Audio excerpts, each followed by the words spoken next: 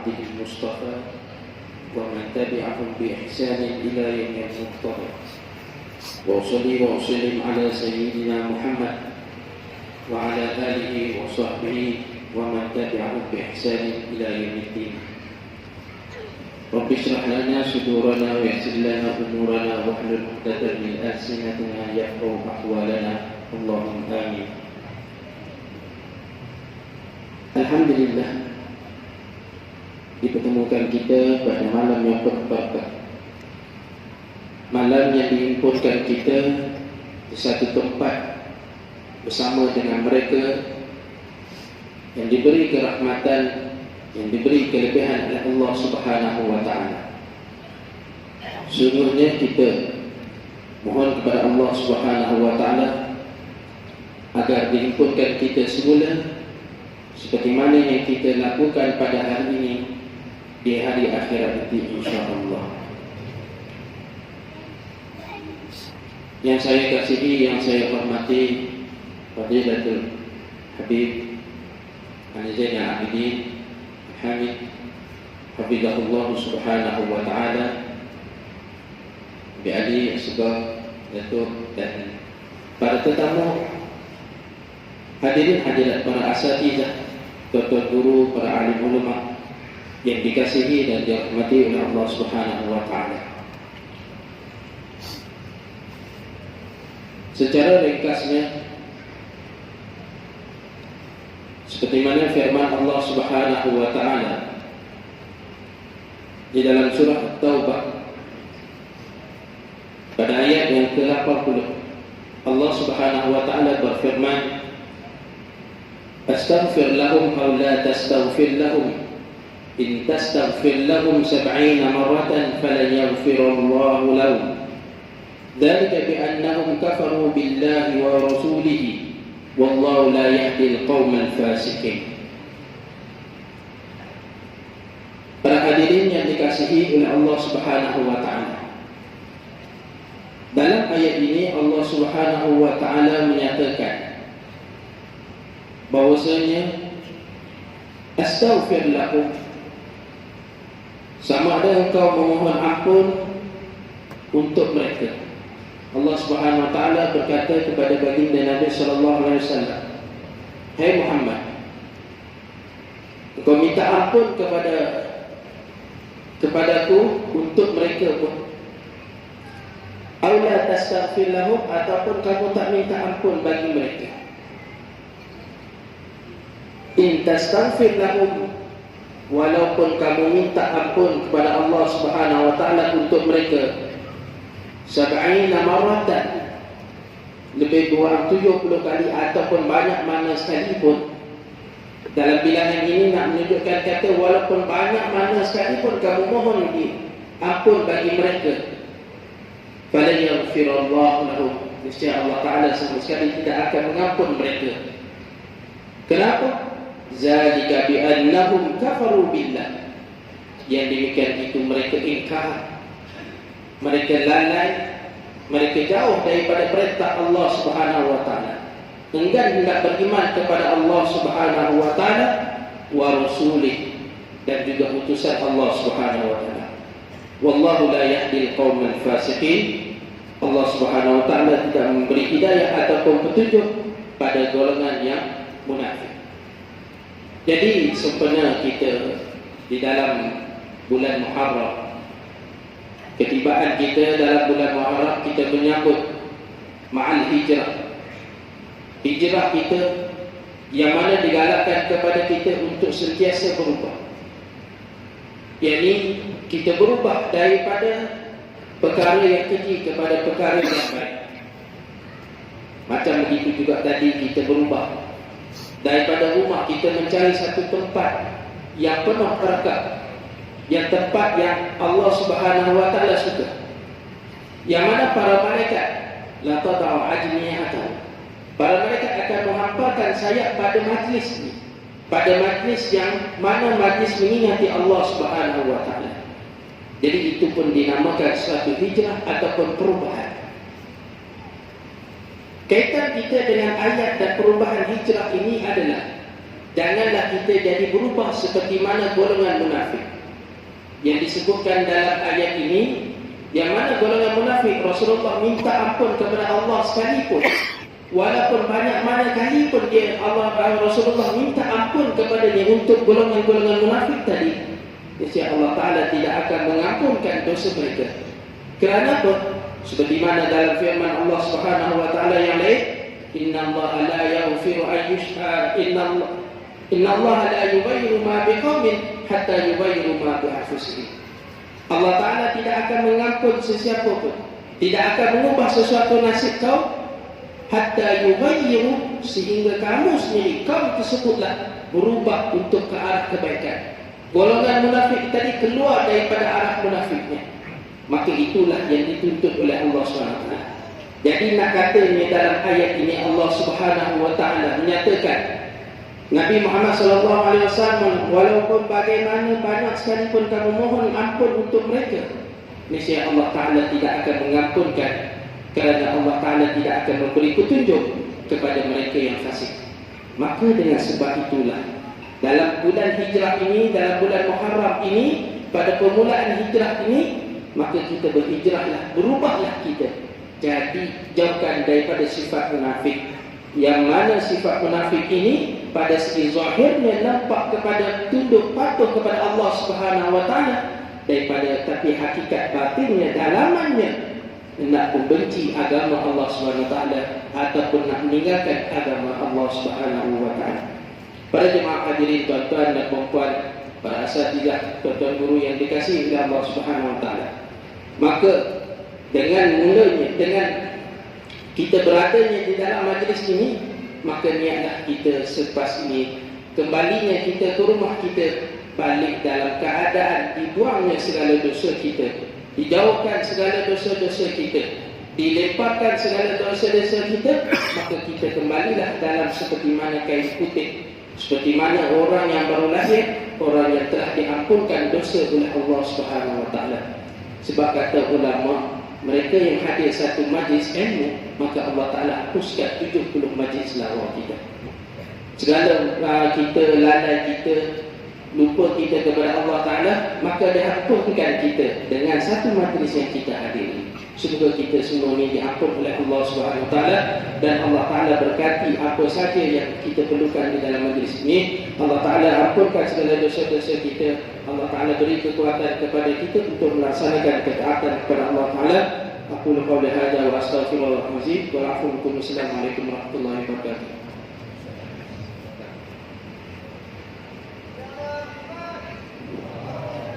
Alhamdulillah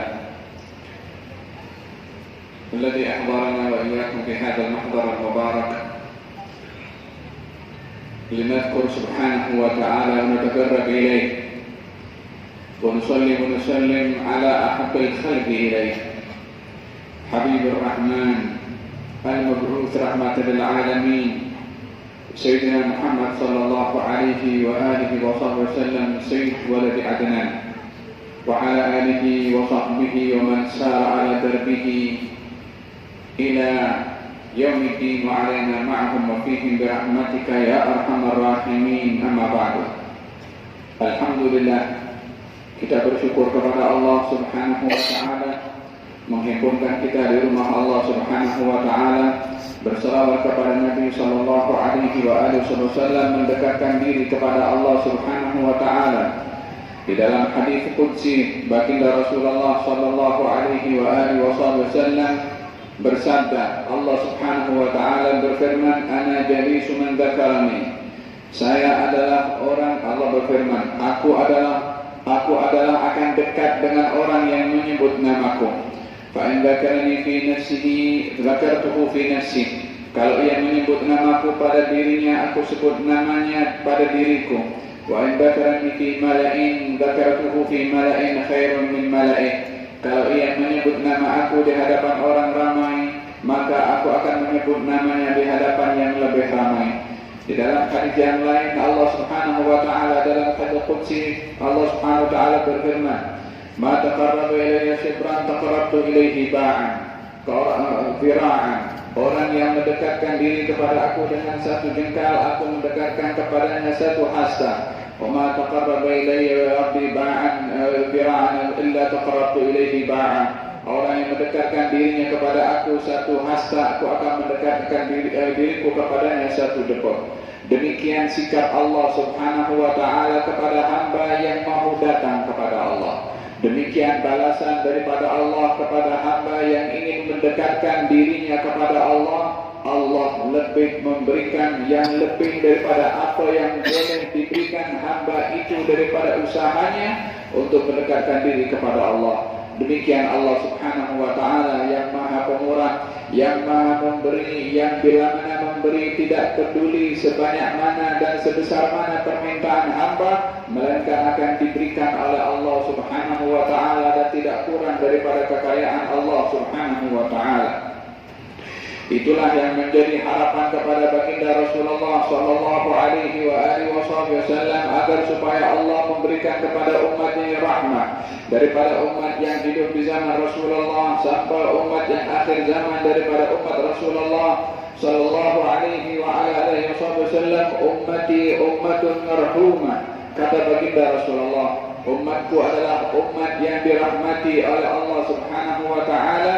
Di dalam hadis yang lain, umatku ini adalah umpama hujan yang kalau hujan turun senantiasa membawa kebaikan, baik hujan yang turun saat turun ataupun yang terakhir daripada hujan yang turun, semuanya membawa kebaikan, membasahi bumi. Umat ini umat yang baik di zaman Rasulullah, di zaman sekarang, dan zaman yang akan datang.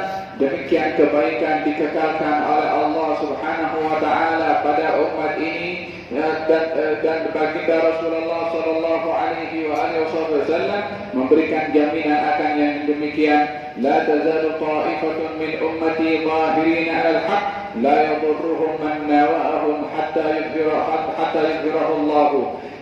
Baginda bersabda, umatku adalah akan kekal berada dalam kebaikan. Tidak ada sesiapa yang berjaya untuk memburukkan dan memporak-porandakan umat ini sehingga datang hari yang ditentukan oleh Allah Subhanahu wa ta'ala, yakni hari kiamat nanti. Ini adalah kabar gembira daripada baginda Rasulullah tentang nasib umat ini. Akan tetapi, walaupun ianya menjadi satu gambaran general tentang umat ini senantiasa berada dalam kebaikan, tetapi umat ini tidak sunyi daripada dugaan, tidak sepi daripada cabaran yang mencabar kepada umat ini. Senantiasa adanya cabaran akan memisahkan siapa di antara umat ini yang bijak menghadapi cabaran dan siapa yang gagal ketika berhadapan dengan cabaran. Baginda Rasulullah sallallahu alaihi wasallam insan yang menjadi contoh ketika menghadapi cabaran dan dugaan, ketika berhadapan dengan isu semasa, ketika berhadapan dengan provokasi. Contoh yang ada bagi kita adalah Nabi Muhammad sallallahu alaihi wasallam yang dijadikan oleh Allah dakwahnya selama 23 tahun, yang kita dapat mengambil contoh terhadap permasalahan yang kita hadapi pada apa yang di zaman Rasulullah sallallahu alaihi wasallam. 23 tahun beliau berdakwah adalah menjadi contoh kepada kita terhadap segala permasalahan yang kita hadapi. Satu hari baginda Rasulullah sallallahu alaihi wasallam berbaring di bawah Ka'bah atau berhampiran dengan Ka'bah. Dalam awal-awal dakwahnya Rasulullah sallallahu alaihi wasallam berbaring di bawah Ka'bah, berbantalkan dengan lengannya, lalu kemudian didatangi oleh seorang sahabat mengatakan, "Ya Rasulullah, bukankah sepatutnya engkau berdoa kepada Allah supaya Allah Subhanahu wa ta'ala membinasakan kepada kaum musyrikin yang mengganggu, yang menyakiti kepada kaum muslimin dengan berbagai macam dugaan dan berbagai macam gangguan yang mereka lakukan kepada baginda Rasulullah dan kepada para sahabat Rasulullah." Sehingga dikatakan di dalam Sahih Al-Bukhari di antara dugaan demi dugaan yang dihadapi oleh baginda Rasulullah dan juga para sahabat. Imam Al-Bukhari meriwayatkan tentang keadaan Rasulullah ketika berada di Ka'bah, lalu kemudian sujud dan menghadap kepada Ka'bah, maka bahwa diletakkan najis di atas pundak atau bahu belakang Rasulullah SAW, sehingga beliau tidak mampu untuk bangkit daripada sujudnya, sehingga putrinya datang, Siti Fatimah Zahra radhiyallahu anha wa alaiha salam, membersihkan kotoran daripada badan Rasulullah sallallahu alaihi wasallam, dan beliau bangkit daripada sujudnya tidak memiliki apa-apa untuk membalas kepada mereka kecuali berdoa kepada Allah Subhanahu wa taala. Allahumma 'alaika bi Uqbah bin Abi Mu'aid, ya Allah, hukumlah kepada Uqbah bin Abi Mu'aid, berikanlah hukuman kepada fulan, berikan hukuman kepada fulan. Menadahkan tangannya kepada Allah Subhanahu wa taala. Tidak ada nama yang disebut oleh Nabi pada saat itu, melainkan semuanya terbunuh dalam peperangan Badar. Ini adalah merupakan senjata doa yang dilakukan dan dipohonkan oleh baginda Rasulullah sallallahu alaihi wasallam kepada Allah.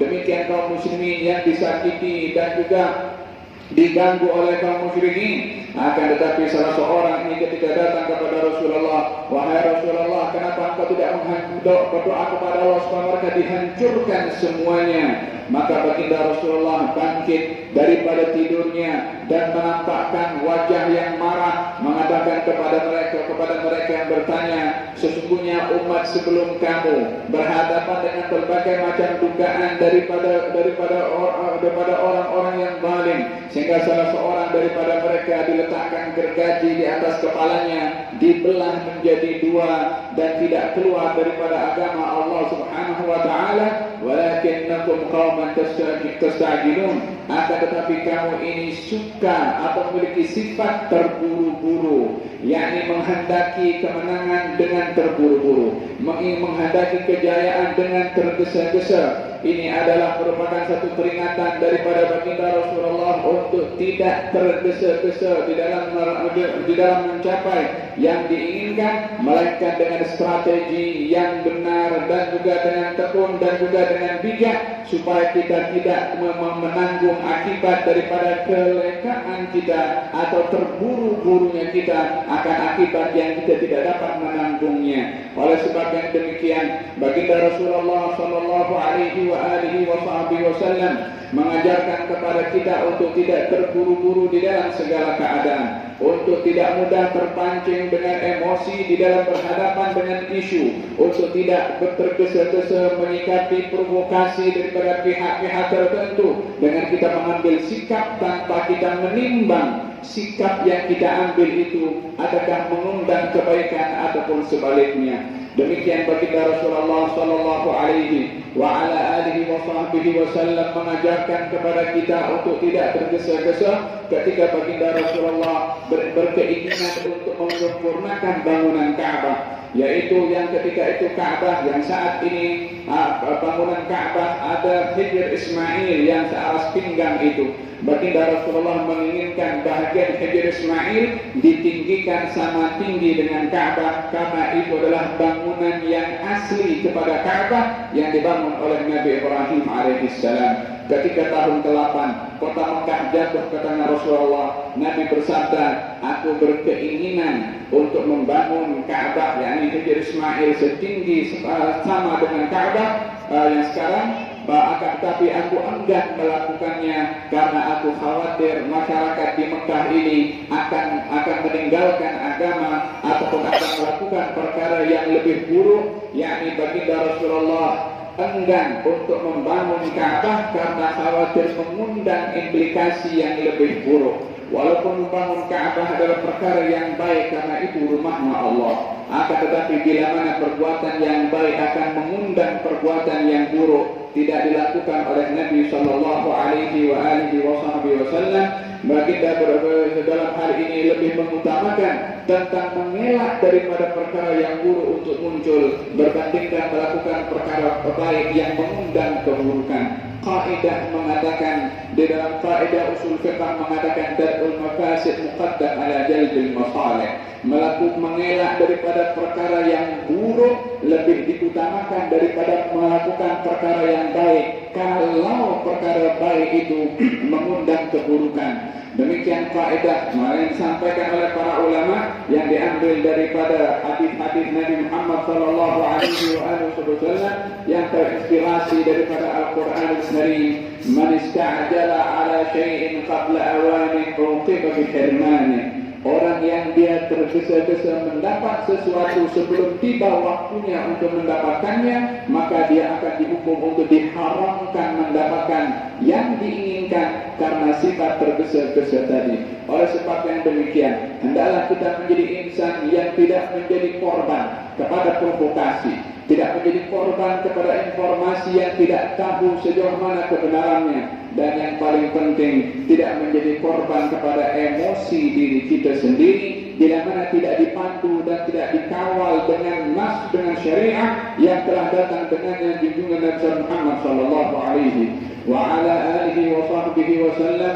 Baginda Rasulullah sallallahu alaihi wa alihi wasallam ketika didatangi oleh Sayyidina Umar bin Khattab setelah mendengarkan beberapa isu yang disebarkan, isu yang dihebohkan oleh golongan kaum munafikin, sebagaimana kita dengarkan ayatnya sebentar tadi yang dibaca oleh Ustaz Ibadur Rahman, menggambarkan bagaimana dahsyatnya kaum munafikin mengganggu, menyakiti Rasulullah walaupun bukan dengan senjata, walaupun bukan dengan pedang, walaupun bukan dengan kekuatan secara fisik, tetapi gangguan kaum musyrikin melalui provokasi, gangguan kaum munafikin melalui provokasi, gangguan kaum munafikin menyakiti Rasulullah, menodai marwah Rasulullah sallallahu alaihi wasallam dengan berbagai macam fitnah, dengan berbagai macam dusta, dengan berbagai macam isu yang menjatuhkan marwah Nabi ataupun menjatuhkan marwah kaum muslimin. Maka salah seorang daripada mereka, Abdullah bin Ubay bin Salul, yang marahkan kepada baginda Rasulullah sallallahu alaihi wasallam,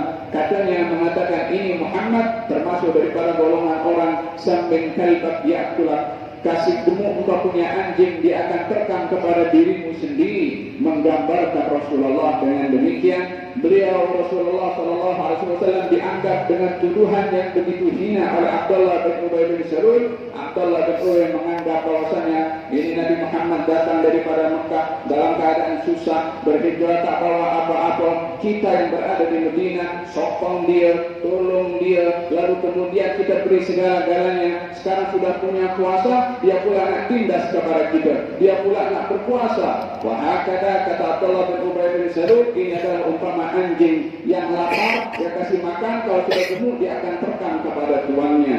Maka berita ini sampai kepada Rasulullah. Kata Sayyidina Umar mengatakan, ya Rasulullah, izinkan aku penggal kepala orang ini. Abdullah bin Ubay bin Salul ketika ditanya, adakah kamu berkata demikian? Kata Abdullah bin Ubay bin Salul mengatakan, aku tidak mengatakan demikian. Kata baginda Rasulullah, kata Umar bin Khattab, ya Rasulullah, izinkan aku penggal kepala orang ini. Kata baginda Rasulullah SAW mengatakan, jangan wahai Umar, nanti orang kata Muhammad bunuh temannya sendiri. Dipikir oleh Nabi jauh pandangannya, walaupun ianya adalah satu fitnah yang dahsyat dan kejam daripada Abdullah bin Ubay bin Salul, tapi tindakan Nabi tidak terprovok dengan emosi, tidak terbawa dengan emosional dan marah. Kata baginda Rasulullah sallallahu alaihi wa ala alihi wasallam, "Laisa syadid bisur'ah, walakin syadid man malaka nafsahu 'inda al-ghadab." Orang yang kuat itu bukan orang yang memiliki fisik dan otot untuk melawan dengan sesiapa. Orang yang kuat adalah orang yang dapat mengawal emosinya saat dia beremosi. Berapa banyak di zaman kita sekarang ini, di media sosial, baik itu juga di internet dan juga di mana-mana tempat yang mengundang provok untuk mengkeruhkan hubungan antara fulan dengan fulan, antara golongan ini dengan golongan itu yang ingin memecah belah dan juga merosak keharmonian. Tangan-tangan ini adalah umpama tangan-tangan kaum munafikin yang ingin merosakkan hubungan antara kaum muslimin. Akan tetapi baginda Rasulullah sallallahu alaihi wa ala alihi wasallam bijak menyikapinya. Kemudian kata setelah Sayyidina Umar keluar daripada majlis itu, didatangi oleh salah seorang anak daripada Abdullah bin Ubay bin Salul. Anaknya seorang muslim yang berpegang kepada agama, bapaknya ketua kaum munafikin. Anaknya mengatakan kepada Rasulullah, "Ya Rasulullah, aku mendengar kalau engkau akan menyuruh orang lain untuk membunuh kepada ayahku." Berita sampai kepada anaknya lain daripada apa yang disampaikan oleh Nabi SAW. Nabi kata jangan bunuh, nanti orang akan kata Muhammad bunuh kepada temannya. Maka anaknya datang sabar kepada anaknya kalau Rasulullah akan suruh orang bunuh kepada bapaknya. Anaknya datang kepada Rasulullah, "Ya Rasulullah, aku mendengar engkau akan suruh orang membunuh kepada ayahku. Kalau memang benar engkau akan menyuruh demikian, biarkan aku yang buat, wahai Rasulullah. Sebabnya tak ada di Madinah ini yang dikenali seorang anak bakti kepada bapaknya seperti mana aku bakti kepada bapakku, walaupun bapaknya orang munafik, walaupun bukan munafik, ketua kepada kaum munafikin. Tapi anaknya sebagai anak tetap hormat dan bakti kepada bapaknya sebagai bapak juga." Katanya, "Ya Rasulullah, kalau benar engkau akan suruh orang bunuh kepada bapakku, biar aku yang buat. Karena ya Rasulullah, kalau engkau suruh orang lain dan orang itu bunuh kepada bapakku, aku tak boleh kawal perasaan aku bila mana tengok kepada orang yang membunuh kepada bapakku, sehingga aku bunuh kepada dia. Dengan begitu aku membunuh orang yang beriman karena orang yang tidak beriman. Biarkan aku lakukannya." Kata baginda Rasulullah, kata orang itu mengatakan kepada Rasulullah SAW bersabda kepadanya sambil tersenyum dan mengatakan, "Tidak, yakni aku tidak suruh apa-apa kepada siapa untuk membunuh kepadanya, akan tetapi dibiarkan dia, yakni ayahnya, biarkan bersama dengan kita, yakni selagi masih boleh dikawal." Demikian keadaan Rasulullah SAW bila mana menyikapi isu yang mengundang provokasi, tidak tergesa-gesa untuk mengambil sikap sebelum ditimbang sikap itu adakah mengundang kebaikan ataupun sebaliknya. Dalam satu perjalanan, baginda Rasulullah mengajarkan kepada kita bagaimana kita berhadapan dengan isu yang panas. Bagaimana Rasulullah SAW menunjukkan tauladan berhadapan dengan isu yang membangkitkan emosi setiap orang yang terkadang memberikan komen melalui tangannya dengan type di dalam Facebooknya atau dalam Twitternya dan sebagainya, ataupun melalui teleponnya, ataupun dengan berbagai macam cara. Kalau kita tengok dalam surat kabar yang melalui internet dan kita tengok komen yang ada di situ macam-macam, yang memberikan komentar tanpa menimbang kata-katanya, itu akan diperhitungkan oleh Allah Subhanahu wa Ta'ala. Tanpa dia berpikir bahwa apa yang dicantik dan dikeluarkan akan dibaca sekian ramai orang, tanpa dia menyadari kalau yang ditulis akan dipersoal oleh Allah Subhanahu wa Ta'ala. "Ma yalfidu min qawlin illa ladaihi raqibun atid." Dia tidak melepaskan satu lafaz kecuali raqib dan atid akan mempersoal, akan mencatat, yang akan disoal dia atas apa yang dicatat atau melalui tulisan yang tulis dengan tangannya. Baginda Rasulullah mengajarkan kepada kita bagaimana berhadapan dengan isu yang panas untuk kita tidak mudah terbawa satu hari ketika keluar bersama dengan kaum muslimin.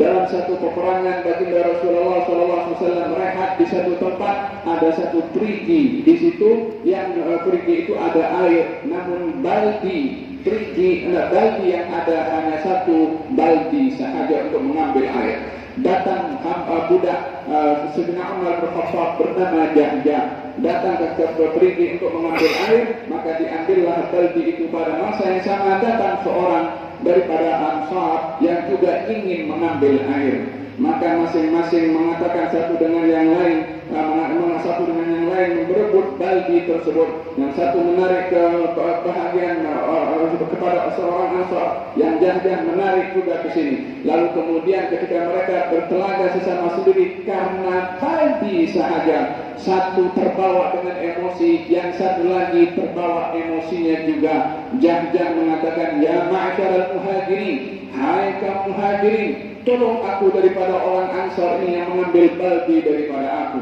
Maka kaum Ansar pun tak sabar, dia pun panggil juga, "Ya ma'syaral Ansar, tolong aku berhadapan dengan orang muhajirin yang ingin mengambil baldi daripada tanganku." Masing-masing yang sudah terbawa dengan emosi daripada perkauman hatta di dalam sesama Islam sendiri, kalau ianya terbawa dengan dasar perkauman yang salah, maka masing-masing akan terbawa dengan emosi. Bukanlah perkauman itu salah secara mutlaknya, tidak.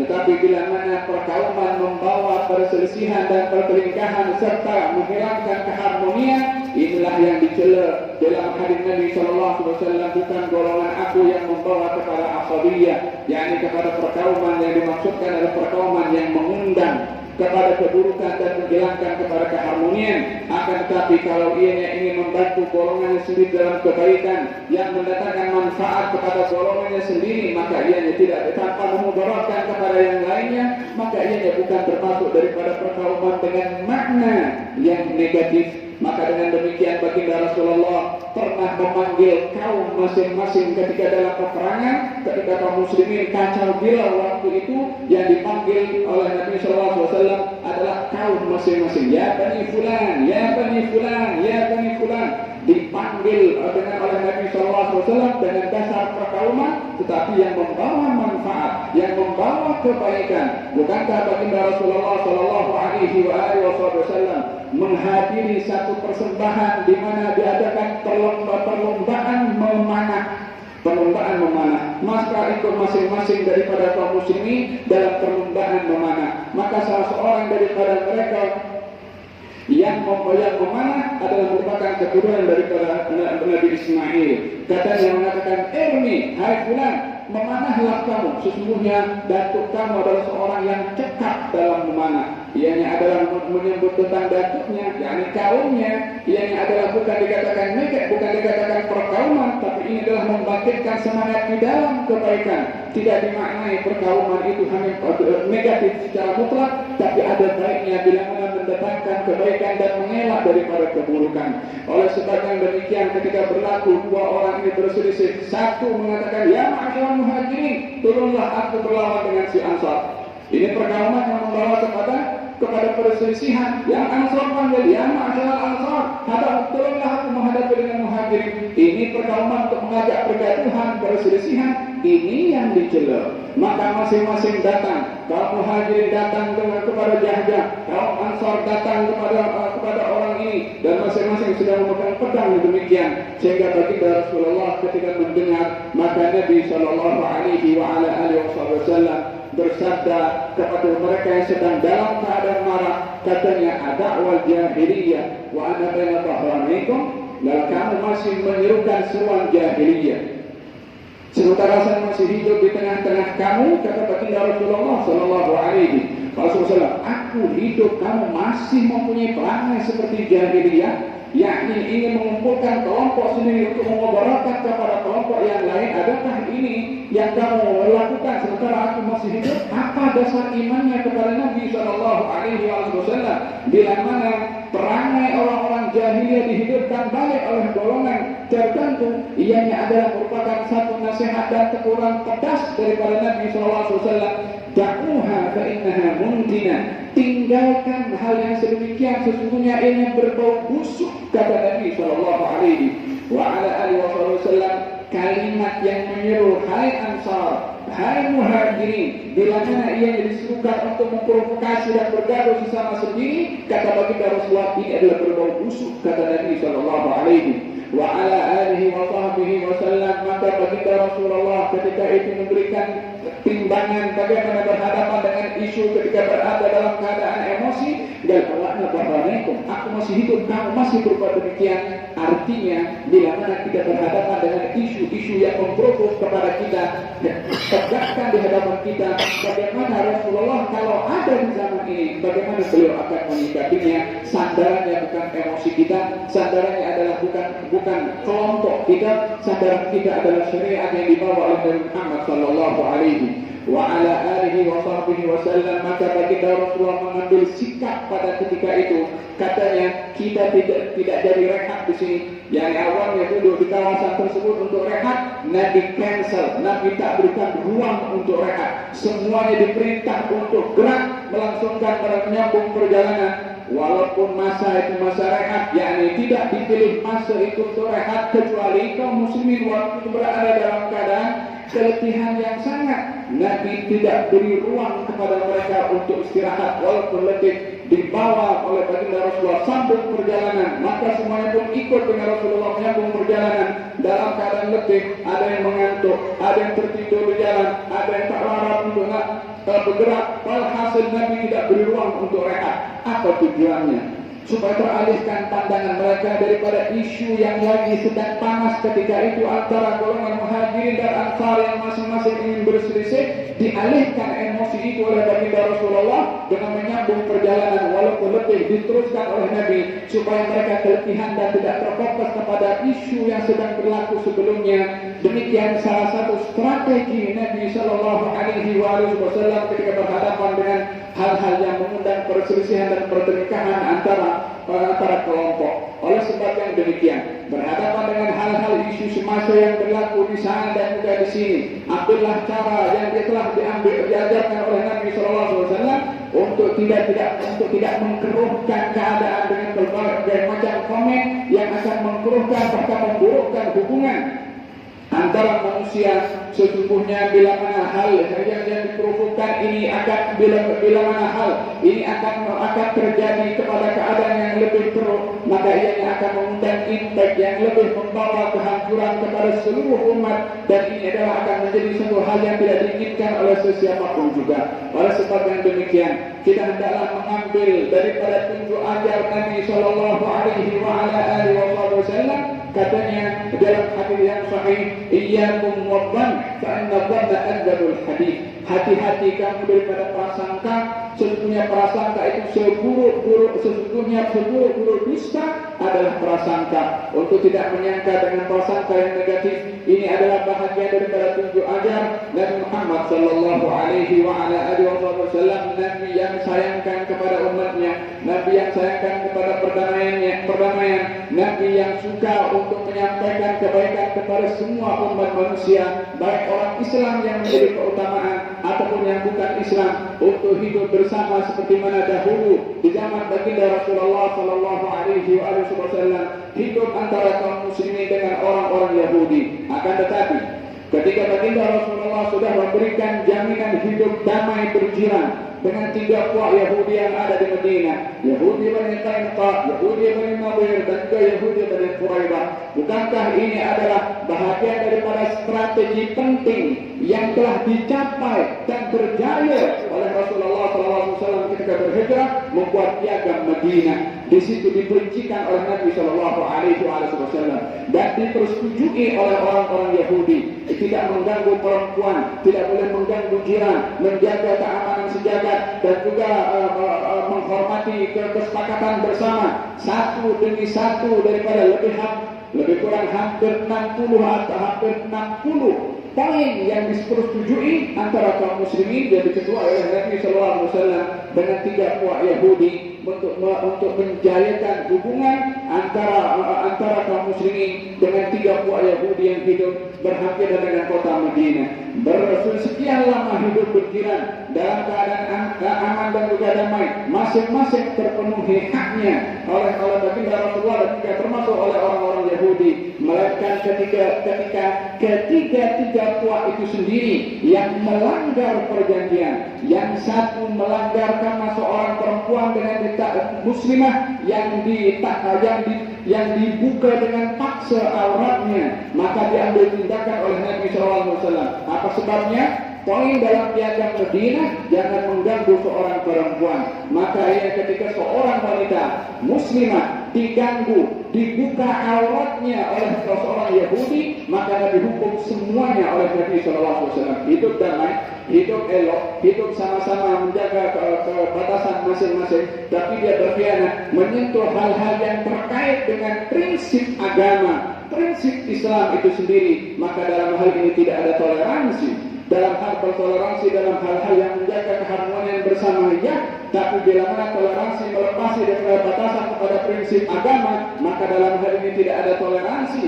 Demikian diambil tindakan oleh Nabi Shallallahu Alaihi Wasallam kepada Yahudi yang menodai kehormatan satu perempuan karena masing-masing sudah berjanji untuk tidak melanggarnya. Yang satu lagi melakukan pelanggaran dengan ingin membunuh kepada Nabi Shallallahu Alaihi Wasallam, naik ke atas punggung ingin menjatuhkan batu kepada Rasulullah supaya kena batu dan Nabi meninggal dunia.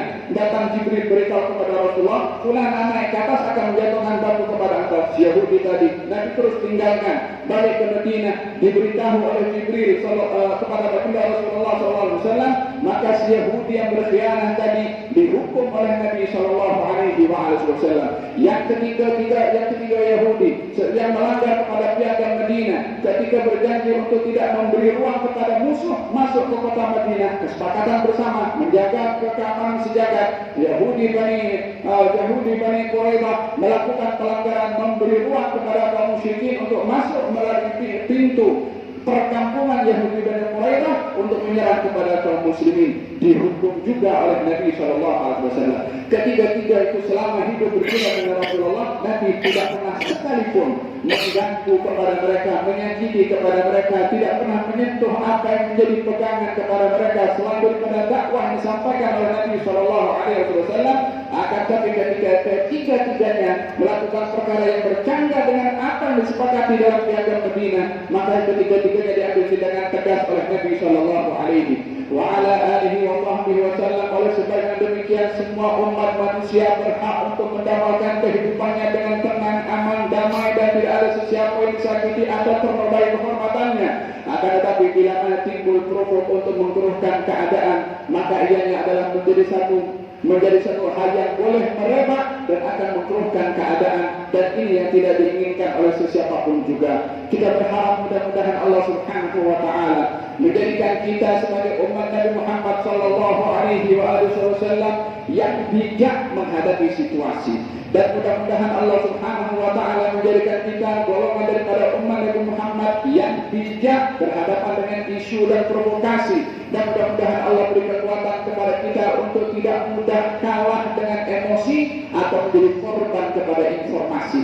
Kita berdoa kepada Allah Subhanahu wa Ta'ala, mudah-mudahan Allah Subhanahu wa Ta'ala bimbing kita melalui hati kita, pandangan kita, telinga kita, dan tangan kita, dan mudah-mudahan Allah selamatkan kita daripada tergelincir kepada hal-hal yang memburukkan kepada keadaan. Dan kita merajuk dan berdoa kepada Allah Subhanahu wa Ta'ala, mudah-mudahan Allah Subhanahu wa Ta'ala jaga negara Malaysia, keharmoniannya, ketentramannya, ya Rabbal Alamin. Dijaga agama di sini yang menjadi keras kepada negara, dan mudah-mudahan Allah Subhanahu wa Ta'ala memilih daripada hamba-hambanya untuk menjaga kesucian agama ini. Dan kita merajuk kepada Allah Subhanahu wa Ta'ala, mudah-mudahan Allah Subhanahu wa Ta'ala rahmati kita semua, ampunkan kita semua, dan dijadikan oleh Allah dalam golongan orang-orang yang diberikan hidayah dan taufik oleh Allah Subhanahu wa Ta'ala. Dan mudah-mudahan Allah bimbing kepada kita meneladani kepada baginda Rasulullah sebagai uswatun hasanah bagi kita, dan mudah-mudahan Allah Subhanahu wa Ta'ala